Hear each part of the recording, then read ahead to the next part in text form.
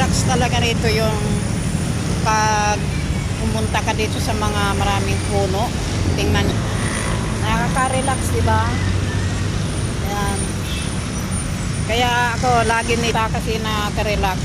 Bukod sa presko pa yung hangin, maliwalas pa, nakapag-isip-isip ka rito ng maganda.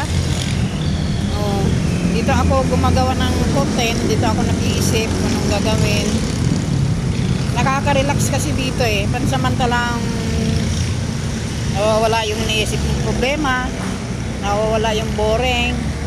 Dito ako palagi, alam nyo ba yan, ito yung palagi ang aking kasabihin ba nila, sanctuaryo ba? Yung area kong paborito, alam niyo yung ganyan, no? Napaka-aliwalas, pati yung langit, yan. Mukha ko rin aliwalas din eh, nagaya. Thank you for watching, bye bye.